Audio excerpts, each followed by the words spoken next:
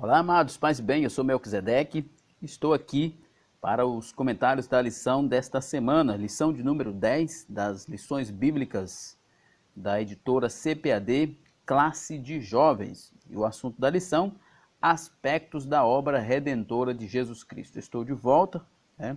Estive alguns comentários aí afastado em virtude de uma internação, mas graças a Deus já estou de volta. Que Deus abençoe o irmão Herberson, que esteve por aqui contribuindo com esse trabalho. Nós continuamos aqui no nosso primeiro trimestre de 2020 com o tema Jesus Cristo, Filho do Homem, Filho de Deus. E nesta lição específica, a lição de número 10, nós estamos abordando aspectos da obra redentora de Jesus Cristo. Especialmente três deles, né, que é justificação, adoção e perseverança de Cristo. É Cristo quem nos justifica, quem nos adota e quem nos faz perseverar como cristãos. Lembrando que o ebdenfoco.com disponibiliza para você esse slide em PowerPoint na plataforma ebdenfoco.com. Você acessa www.ebdenfoco.com e você encontra esse slide em PowerPoint, tanto esse da classe de jovens quanto da classe de adultos, para você usar na sua escola bíblica dominical. Além de todo um conteúdo gratuito, como comentários em vídeo e áudio das lições, além de subsídios em PDF, subsídios em vídeo e cursos de capacitação para professores EBD. Acesse www.ebdenfoco.com e confira. O texto do dia se encontra em Tito, capítulo 3 e verso 7.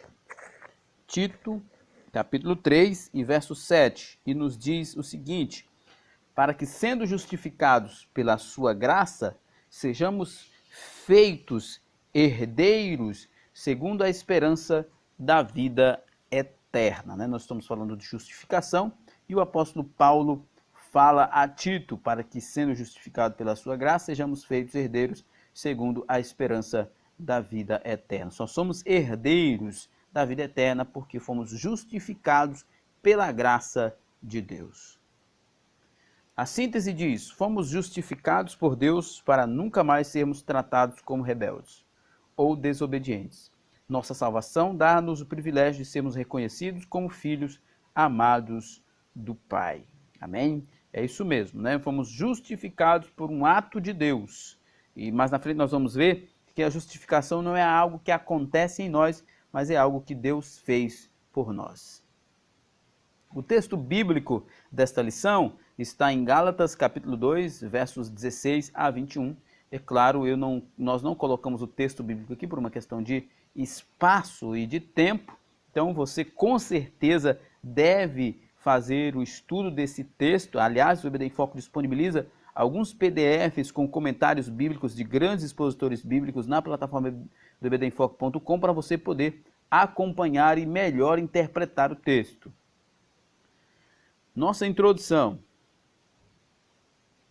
O peso do pecado desfigurou a humanidade, de tal forma que as narrativas do Antigo Testamento descrevem o homem afastado de Deus como alguém miseravelmente chagado por uma enfermidade sem cura aos olhos humanos. O Velho Testamento, então, nos mostra o ser humano com uma condição de transgressor da lei de Deus. A lei, inclusive, ela tinha o seu principal objetivo mostrar, trazer à luz, desvelar que o homem é um ser depravado, um ser enfermado, doente pelo pecado e que precisa de Deus.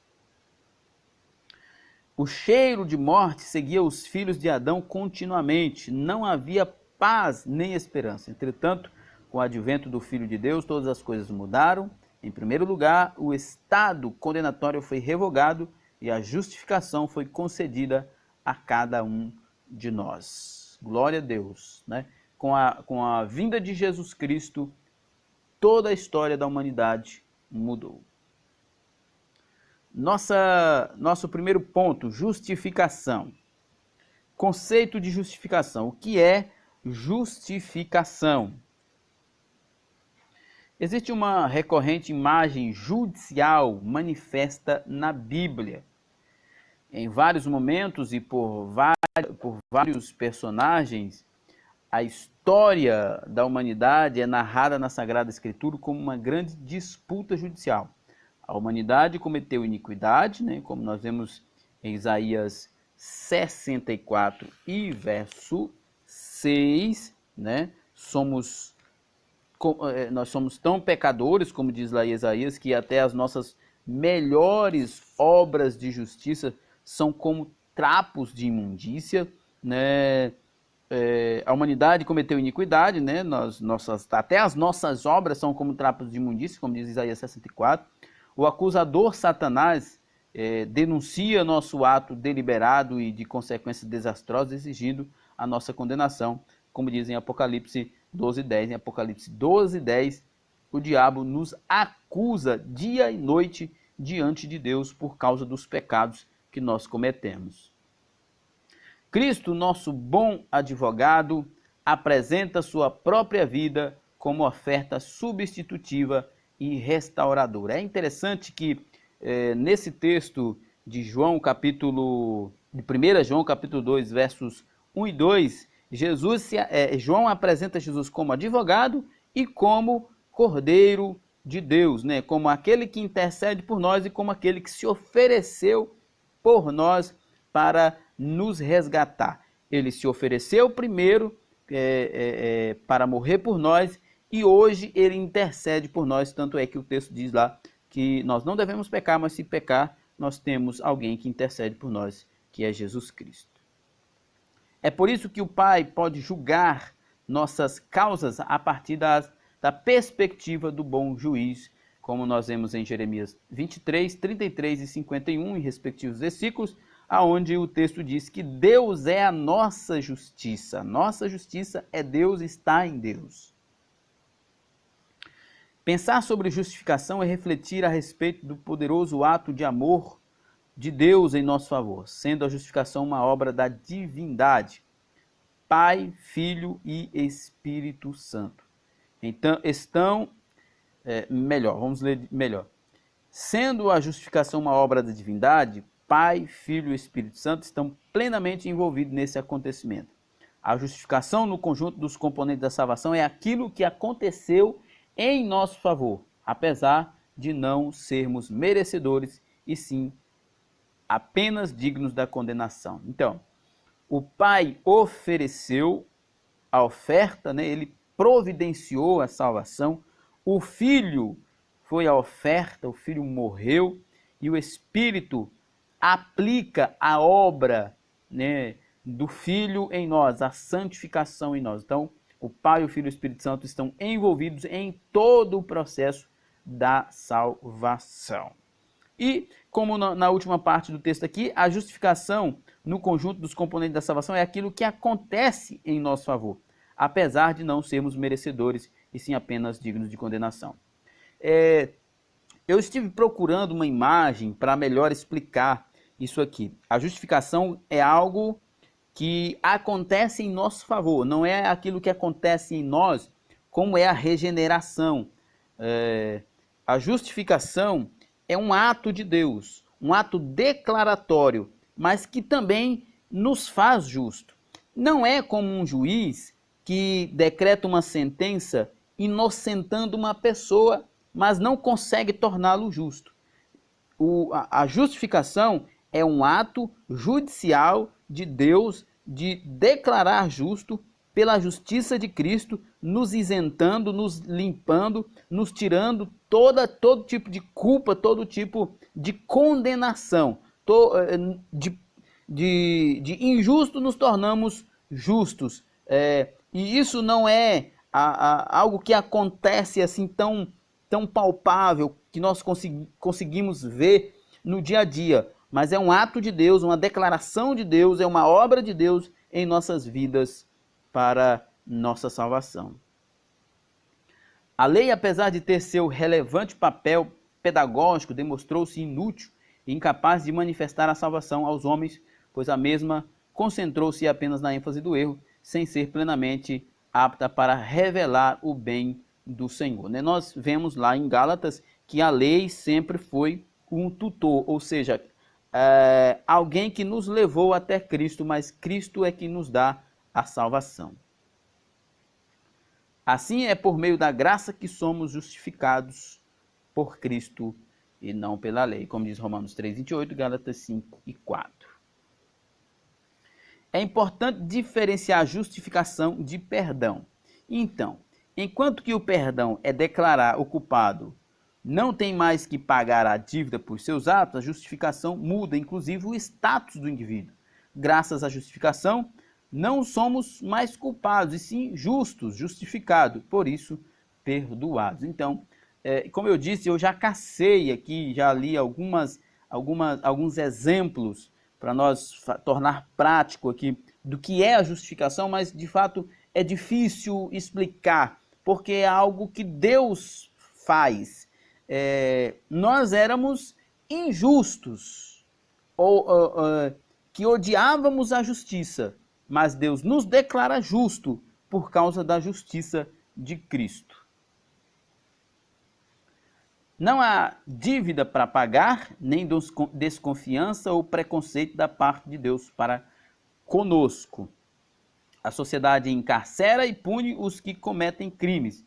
O cristão é convocado a perdoar seus agressores, mas apenas Deus justifica a humanidade. Como eu disse no início, da imagem do juiz que profere uma sentença dizendo que o acusado é inocente, mas ele até pode absolver o acusado, mas não tornar justo. A justificação, ela vai além de absolver alguém, mas tornar aquela pessoa pura, tornar aquela pessoa pura, santificada, purificada no ato da justificação. A certeza da justificação. A ressurreição de Jesus é a garantia de que podemos acreditar na justificação de nossas vidas. Assim, tão certo como Jesus Cristo vive, podemos crer que não somos mais inimigos de Deus, mas seus filhos amados, né? Ali na cruz, Jesus levou a nossa culpa, levou a nossa iniquidade, e Deus pegou a justiça de Jesus e colocou sobre nós. E a sua ressurreição é a prova de que tudo isso é verdade e que é efetivo em nossas vidas. Por isso a ressurreição de Jesus é tão importante para o cristianismo. Não devemos mais carregar peso de culpa ou sentimentos condenatórios, pois a verdade do sepulcro vazio é a evidência de que não somos mais considerados indignos por Deus. Fomos justificados. É mais do que ser inocentado. É mudar o status da pessoa. Como eu já disse e volto a repetir, a imagem mais clara que eu encontrei, que um juiz pode declarar alguém inocente, absolver, mas não pode torná-lo justo. Jesus, Deus, pode fazer tudo isso que o juiz faz e ainda nos declarar justo pela justiça de Cristo. Deste modo, pouco importa a maneira pela qual somos tratados por quem não conhece a obra de Cristo em nossas vidas. Estejamos felizes de ter em nossa alma a convicção da salvação que vem de Deus para nós, os justificados. Importante, eu acho isso maravilhoso. Às vezes as pessoas, especialmente você jovem, nós vivemos numa geração de jovens muito frágeis, muito cheio de mimimis, que sofrem por qualquer coisinha. Olha, se você tem certeza da salvação em Cristo Jesus, se você tem certeza do amor de Deus por você, por sua vida, não importa o que as pessoas falam ou pensam de você. O que importa é o que Jesus fez e faz por você.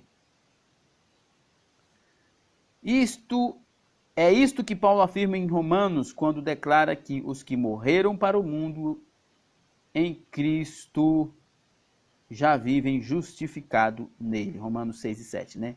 Isto que Paulo afirma em Romanos quando declara que os que morreram para o mundo em Cristo já vivem justificados, né? Quando o texto de Romanos 6, um pedacinho do capítulo 5 também é muito legal, porque explica muita coisa, porque Paulo diz assim, onde abundou o pecado, superabundou a graça. Isso aqui é parte do 5, né? Aí ele diz, que diremos, pois? Continuaremos no pecado para que a graça abunde? De modo nenhum. Se morremos para o pecado, como, pois, ainda viveremos nele? Né?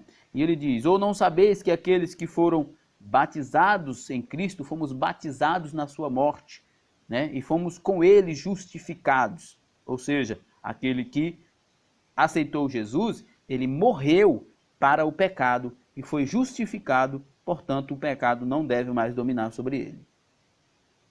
Porque aquele que está morto está justificado do pecado, Romanos 6 e 7.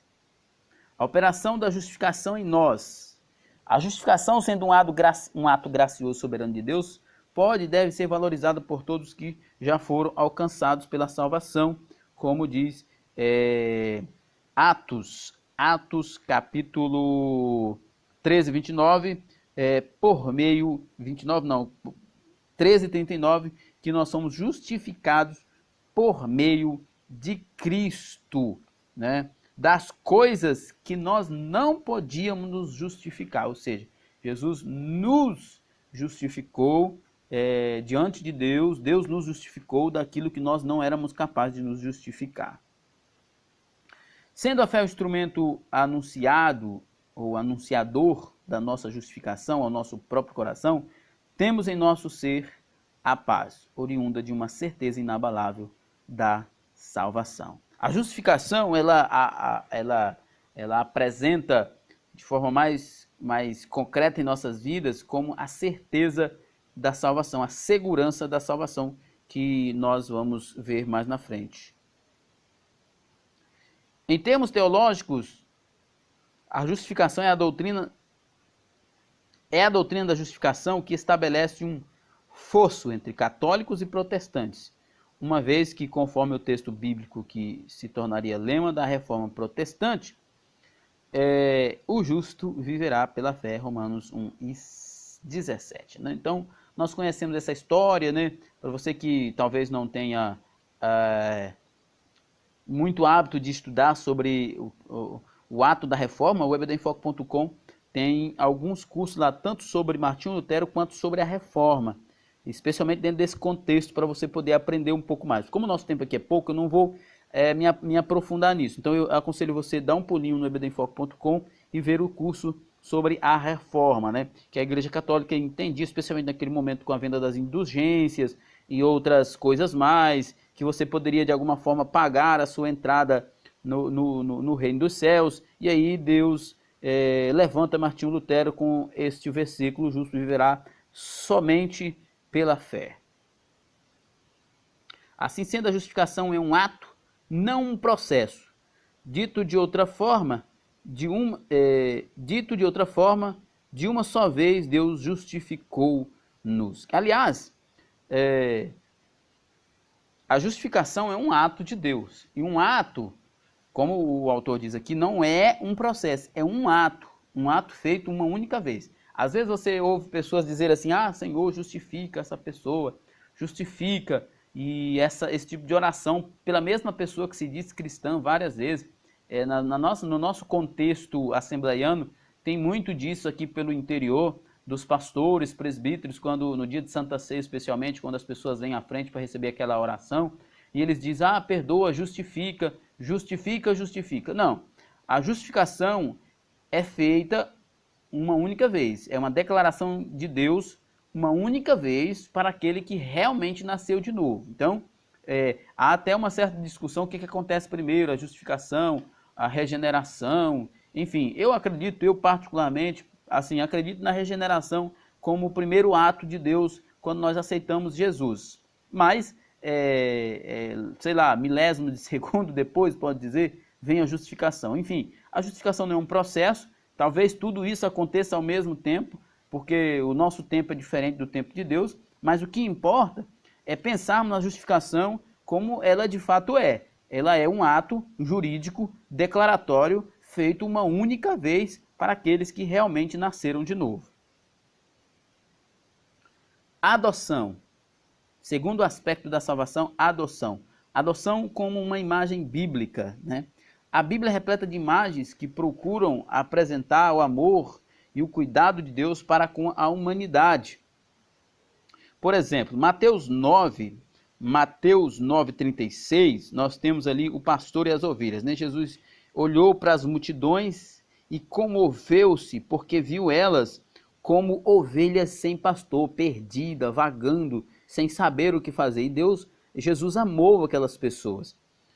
O agricultor e a vinha, em Lucas 20 e verso 13, nós vemos ali que o pai manda o filho para convencer aqueles trabalhadores a sair da vinha e eles matam o filho. O rei e seus súditos, né, nas bodas, que um rei cá faz um casamento da sua filha ou do seu filho e convida muitas pessoas e aquelas pessoas não vêm. E o empregador e seus empregados da última hora, os trabalhadores da última hora, como uma prova, um desejo de trazer as pessoas para Deus. Há, no entanto, uma metáfora que se destaca entre estas, né? Todas estas são imagens da adoção, né?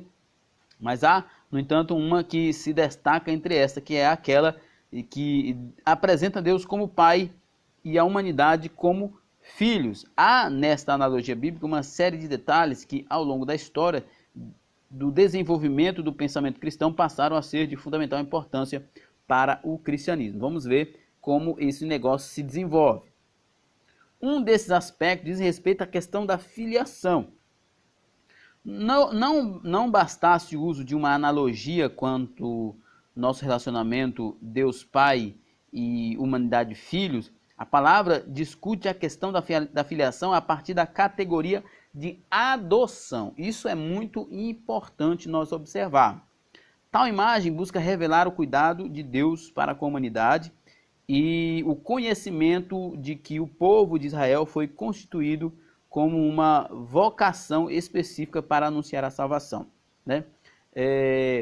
A imagem que nós temos da adoção, ela é muito interessante, né? E revela o cuidado de Deus para com a humanidade, ou seja, nós somos todos criaturas de Deus, criaturas, tá? Eu acredito que no meio cristão isso aqui já está bem resolvido.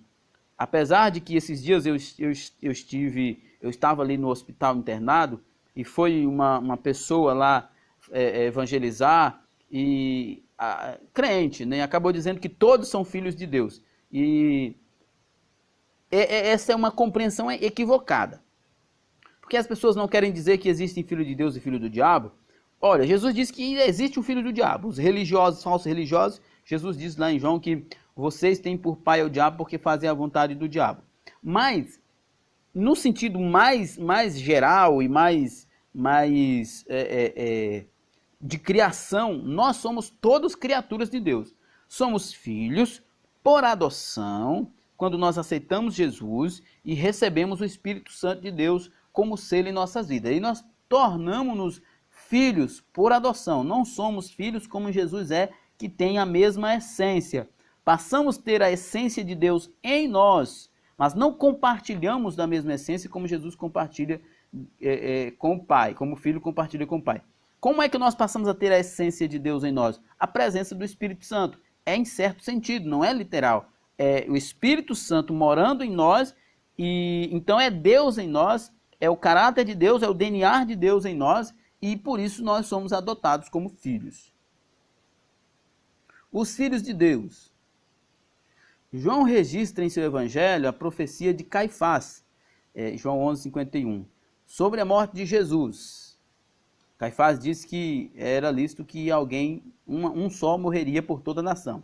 Todavia, mais relevante é o comentário do evangelista, segundo o qual o sacrifício de Cristo não serviria apenas para libertar os descendentes de Abraão da fúria de Roma, mas também para proporcionar a restauração universal de todos os filhos de Deus, né? Não confundir esse universal aqui como universalismo de todos os seres humanos, mas proporcionar a restauração daqueles que creem em Cristo e não de todos os seres humanos. E somente pela nação, e não somente pela nação, mas também para reunir em um corpo os filhos de Deus que andavam dispersos, com certeza aqueles que creram em Cristo. As definições paulinas para filhos de Deus são muito sintéticas e bastante claras. Porque todos que são guiados pelo Espírito de Deus, esses são filhos de Deus, né? O que eu falei. É considerado filho de Deus aquele que aceitou Jesus e recebeu o Espírito Santo. Esses são os filhos de Deus. Por isso, Jesus disse que os fariseus lá, aqueles naquele momento, eram filhos do diabo, porque eles faziam a vontade do diabo e não a vontade de Deus. Aqueles que são filhos de Deus fazem a vontade de Deus. e os que fazem a vontade de Deus é que devem ser considerados filhos de Deus. Já João interliga a filiação com aspectos como conhecimento de Deus e uma vida sem pecados, né? 1 João 3:2 nos diz: Amados, agora que somos filhos de Deus e ainda não é manifesto o que havemos de ser, mas sabemos que quando ele se manifestar, seremos semelhantes a ele, porque assim como ele é, o veremos. Capítulo 3 e verso 9 diz: Qualquer que é nascido de Deus não comete pecado, porque a sua semente permanece nele, e não pode pecar porque é nascido de Deus. Ou seja, aquele que é nascido de Deus, que tem o Espírito Santo, deve viver uma vida de santidade, sem pecado. Não que não haja a possibilidade de pecar, né? Nós podemos pecar, mas que nós não somos mais dominados pelo pecado, que é absolutamente diferente. Desta forma, pode-se perceber que na questão da filiação, Deus pretende abranger o máximo possível da humanidade, mas não é toda a humanidade. Não se pode esquecer que no Antigo Testamento a Bíblia também fala sobre filhos de Deus ao referir sobre os anjos, o que aliás é uma grande controvérsia, porque em Gênesis aparece lá o filho dos anjos que se relacionaram com o filho dos homens, e especialmente os líderes das batalhas espirituais aí, eles dizem ser estes filhos de Deus, anjos caídos, e a partir deles nasceram gigantes. Outros dizem que é uma linhagem piedosa de Sete, enfim. Mas lá em Jó, parece que o termo o filho de Deus lá se refere aos anjos mesmo, e em Gênesis existe essa controvérsia que ninguém nunca conseguiu explicar. O termo utilizado na Bíblia para tratar sobre a adoção é oiutésia, o qual também pode ser traduzido como filiação. Segundo os costumes da época, o indivíduo que tinha a posição de filho estava digno de tornar-se herdeiro de seus pais. Os israelitas são filhos de Deus por serem herdeiros das promessas feitas a Abraão e renovadas aos seus descendentes diretos e indiretos. São herdeiros da promessa que Deus fez a Abraão. A salvação em Cristo, no entanto, concedeu àqueles que não são judeus o privilégio de tornarem-se herdeiros dos tesouros do céu e das promessas de Deus, que não deixa de ser também herdeiros de Abraão, porque a bênção de Abraão é a justificação pela fé. Não receberemos aquilo que é exclusivo de Israel, pois as promessas específicas têm destinatários certos. Contudo, por Jesus, somos aceitos diante de Deus e assim alcançaremos todos os benefícios da salvação. Efeitos práticos da adoção e filiação. Somente aqueles que experimentam a nova vida em Cristo têm o privilégio de viver todos os benefícios da adoção como filhos de Deus. Dentre esses privilégios, pode-se citar a capacidade de receber e suportar com resignação a disciplina do Senhor, né? Hebreus 12, 6 a 11 fala que Deus castiga aqueles que Ele ama, Ele pune, Ele disciplina, e nós devemos aceitar como uma disciplina porque faz bem para nós, o amor de Deus. A operação do Espírito Santo que nos convence individualmente de que somos filhos de Deus. Romanos 8,16, o Espírito Santo testifica que somos filhos de Deus. Isso é muito importante, tá? Isso é muito importante. O Espírito Santo de Deus é que testifica que somos filhos de Deus. Não é a denominação que você pertence, não é o nível de espiritualidade que você tem, não é o quanto você prega, o quanto você lê a Bíblia, é o quanto o Espírito Santo de Deus comunica a você que você é filho de Deus. Além disso, graças à adoção como filho de Deus, nosso ser aspira à redenção eterna, o cumprimento pleno de todas as profecias e, por fim, a vida eterna. Só os filhos de Deus desejam a casa do Pai. Quem ignora a sua filiação talvez tema a morte. Quem tem a confiança quanto à sua herança celeste, aguarda em festa e regozijo o dia glorioso do Senhor. O filho esperando o dia de encontrar com o Pai. Perseverança. A segurança da salvação. Esse é um tema bastante controverso e eu quero aqui fazer uma crítica. É uma crítica à abordagem da revista, porque eles no início propõem um contraponto às visões, mas acaba que eles não levam esse contraponto até o final, né? Eles acabam sendo bastante tendenciosos à ideia da perca da salvação, né? Mas existe as duas possibilidades de haver perca da salvação e, uma vez salvo, salvo para sempre. O que existe dentro desse contexto são muitas maldades que ambos os lados acabam ofendendo, criando essas coisas para denegrir o outro. Mas existem argumentos bastante robustos dentro do Novo Testamento tanto para dizer que há uma possibilidade de apostasia, é claro que isso é em último caso, e há também argumentos sólidos na Bíblia para dizer que o verdadeiro salvo nunca perderá a salvação. Vamos lá, a salvação que Jesus adquiriu para cada um de nós é o maior milagre que se pode anunciar enquanto cristão, né? Atos 4,12 diz que em nenhuma salvação, em nenhuma outra salvação, pelo qual nenhum outro nome foi dado debaixo do céu para que nós possamos ser salvos, só Jesus Cristo. Há, no entanto, um complexo debate sobre um dos aspectos da salvação que já se desenvolve há séculos, né? Que segurança temos com relação à nossa salvação? É possível perder a salvação? Se alguém que já usufruiu de todos os benefícios de um novo nascimento pode cair da graça? Questões como estas são complexas, mas necessárias para nossa reflexão. Ao invés de abordarmos o assunto por um caminho negativo, utilizamos uma estratégia mais clara, ou seja, trataremos sobre a perseverança dos santos na salvação de Deus. Eu entendo que se a salvação é de Deus, se é Deus quem mantém a salvação, o verdadeiro cristão não perderá a salvação. A Bíblia declara em textos como João 15, 4 e 8, que enquanto estivermos ligados em Jesus, isto é, vivendo de modo espiritualmente sadio e piedoso, teremos certeza de paz e vida eterna. Parece realmente que esse texto nos dá uma cláusula de exceção, e a não ser que vocês estejam em Cristo, vocês não terão vida eterna. Ou seja, parece talvez que Jesus esteja dizendo assim, olha, mesmo que vocês um dia tenham estado em mim, mas se vocês saírem, vocês perderão a vida eterna. Ainda que muita gente vai justificar que não é essa a ideia do texto, mas aqui o comentarista está colocando nessa ideia.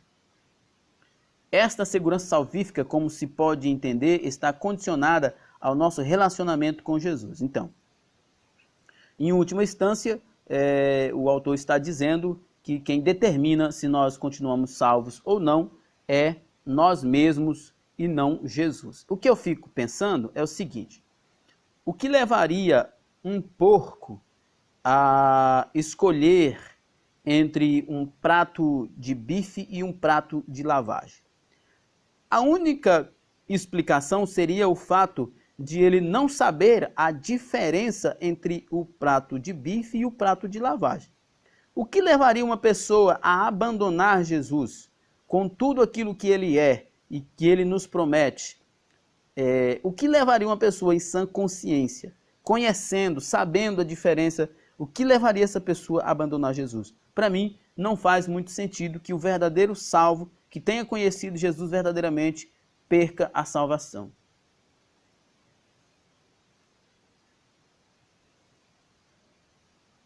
A salvação não é um cárcere da qual não temos a opção de sair.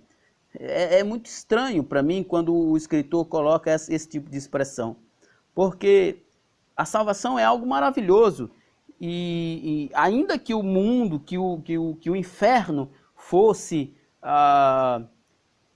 algum aspecto de liberdade, a salvação, ainda que ela fosse um cárcere, eu ia preferir a salvação.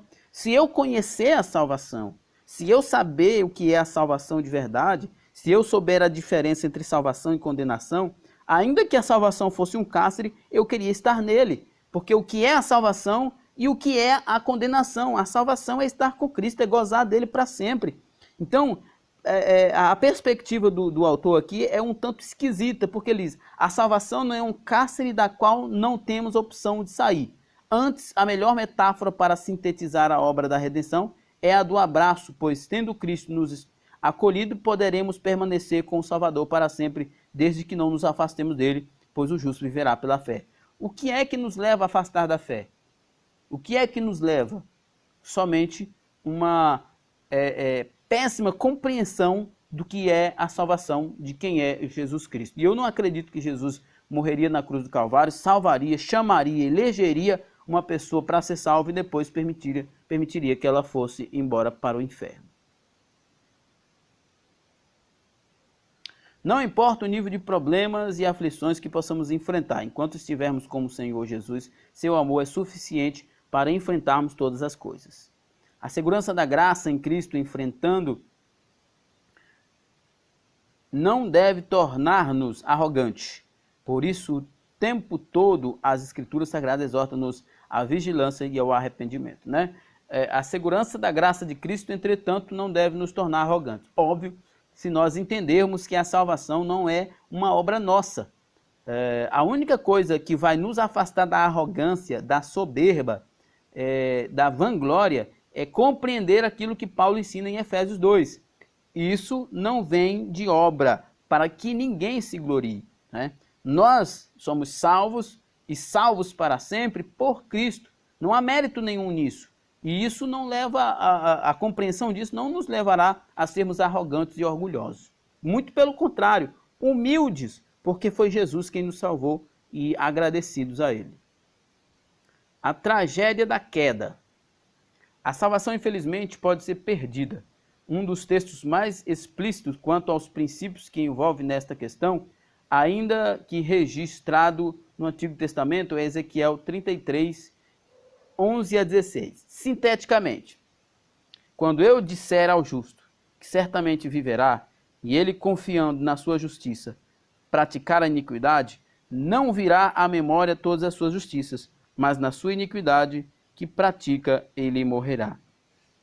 Nós precisamos estudar esse texto de uma forma mais abrangente, o que não nos dá tempo para fazer isso aqui. Então eu aconselho você a fazer um estudo sobre esse texto, sobre o contexto dele. Eu não acredito definitivamente que esse texto estejam dizendo que absolutamente, ainda que Deus diga, por exemplo, quando eu disser ao justo que certamente viverá, e ele confiando na sua justiça, praticar a iniquidade, não virá à memória todas as suas justiças, mas na sua iniquidade que pratica, ele morrerá. Esse texto, certamente, ou ele tem uma outra conotação, ou há uma grande contradição nesse texto. Em primeiro lugar, devemos ser conscientes do desejo eterno de Deus quanto à salvação da humanidade e não pela condenação das pessoas, por mais perversas que elas sejam. Sabedores disto, cabe-nos reconhecer que não existe uma condição predeterminada, imutável para ninguém quanto à salvação, né?